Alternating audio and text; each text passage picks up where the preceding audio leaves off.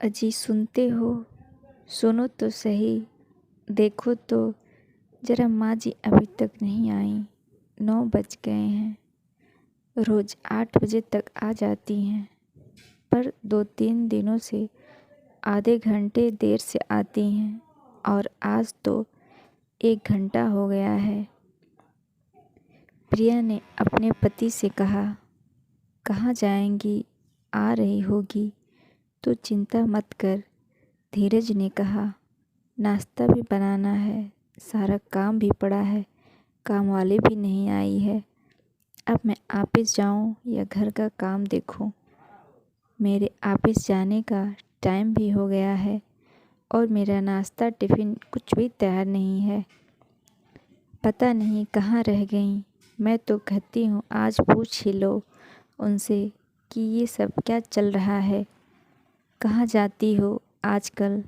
प्रिया गुस्से में धीरज से बोली, कहाँ जाएगी? कोई मिल गया होगा तो बात करने बैठ गई होगी। ये सारी बातें निर्मला देवी के बारे में हो रही थीं, जो पति के देहांत के बाद गांव से शहर अपने बेटे धीरज के पास आई थी। गांव में अकेले कैसे रहेंगे, इसलिए धीरज उन्हें अपने साथ ले आया था।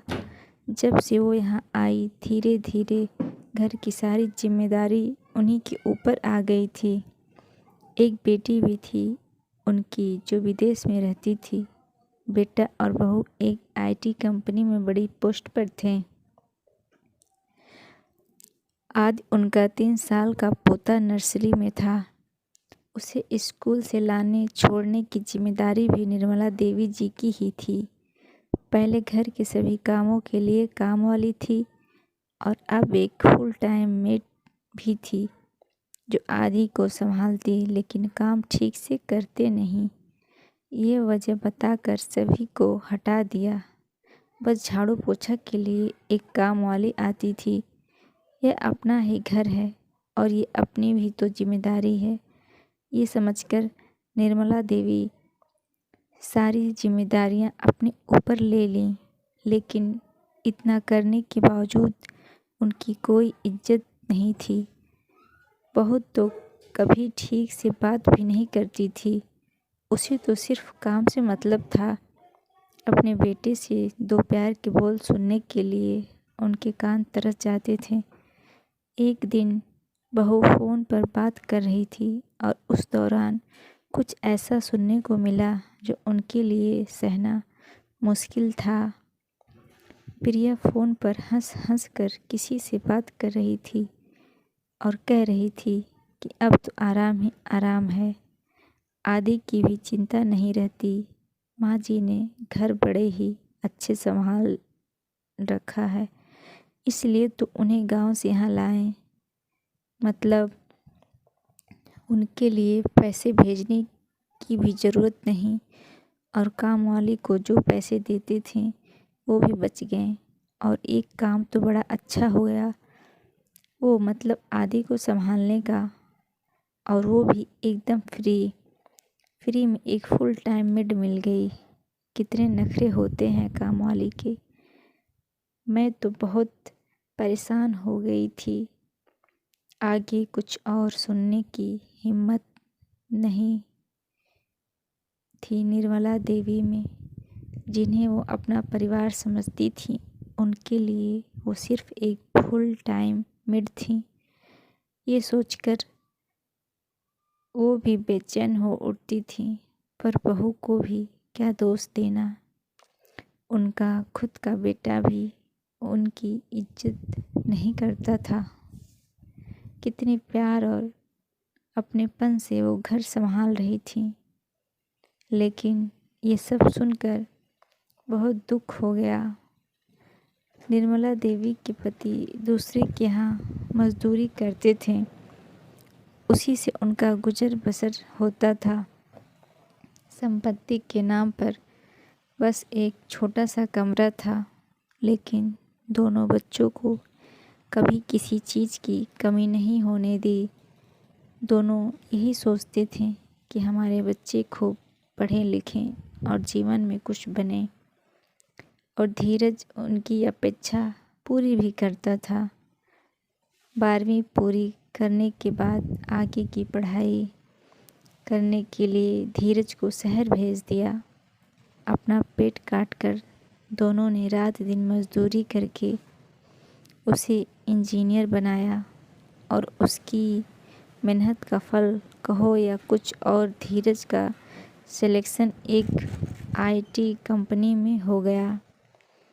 एक दिन वो गांव आया और उन दोनों से कहा कि उसे एक लड़की पसंद है और वो उससे शादी करने वाला है। यह सुनकर मानो उनके पैरों तले ज़मीन खिसक गई हो। वो बेटा जिसे इतनी मेहनत से बड़ा किया, वो अपने पैर पर खड़ा हो सके, इस काबिल बनाया। उस बेटे की शादी के कितने सपने देखे होंगे उन्होंने, पर बेटे को खुश देखकर वो भी राज़ी हो गए। और अगर राज़ी ना भी होते तो क्या फ़र्क पड़ता। धीरज तो उन्हें बस बताने आया था। उसने कहा कि तुम लोगों को कोई तैयारी करने की ज़रूरत नहीं है।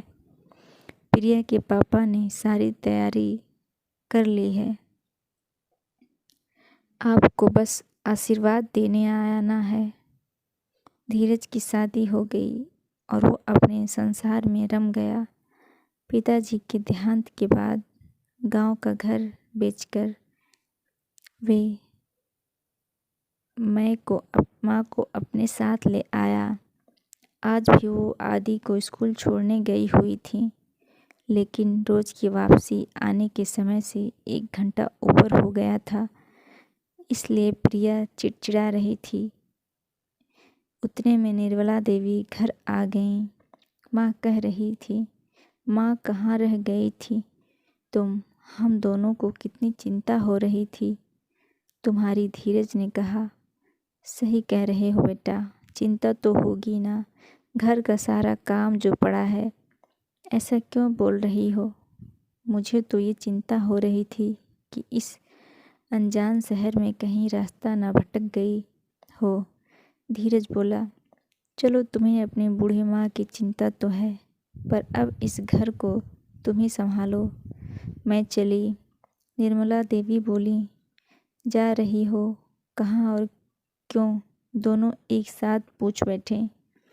प्रिया को तो जैसे सदमा ही लग गया था। घर आदि को कैसे होगा ये सब सोचकर उसे ज़रा टेंशन ही आ गया था। लेकिन माँ तुम कहाँ जाओगी? अब तो घर भी नहीं है गांव में। तुम्हें कोई परेशानी है क्या यहाँ? तुम्हें मेरी चिंता करने की कोई ज़रूरत नहीं है। मेरे रहने और खाने पीने की सुविधा हो गई है। एक डे केयर मुझे काम मिल गया है, मैं वहीं जा रही हूँ। निर्मला देवी बोली, तुम वहाँ काम करोगी और मेरी इज्जत के बारे में एक बार भी नहीं सोचा। तुम्हें कोई परेशानी है तो हमसे कहा होता। कम से कम हमें बदनाम तो मत करो। कितनी इज्जत है हमारी यहाँ, आपको अंदाज़ा भी नहीं है इसका। प्रिया बोली। निर्मला देवी हंसी और कहा, इसमें क्या शर्माना, काम तो काम होता है और मैं वहाँ पूरे मान सम्मान के साथ रह पाऊँगी और फुल टाइम मेड से ये काम मुझे ज़्यादा अच्छा लगा। ये सुनकर मानो प्रिया के चेहरे का रंग ही उड़ गया था। और तुम इज्जत की चिंता मत करो, मैं यहाँ से दूर दूसरे शहर जा रही हूँ। ये कहकर वे अपने कमरे में चली गईं। दोनों उनके तरफ देखते ही रह गए। दूसरे दिन जब ये जाने के लिए निकली तो दोनों ने उनके पैर पकड़ लिए और माफ़ी मांगने लगे। दोनों की आंखों में आंसू बह रहे थे। उन्हें अपनी गलती का एहसास हो गया था। हमें माफ़ कर दो, हम स्वार्थी हो गए थे। अब हम सभी कामों के लिए कामवाली रखेंगे। पर आप मत जाइए, आप यहीं रहिए और अपने पोते के साथ खेलिए, बस जाइए मत।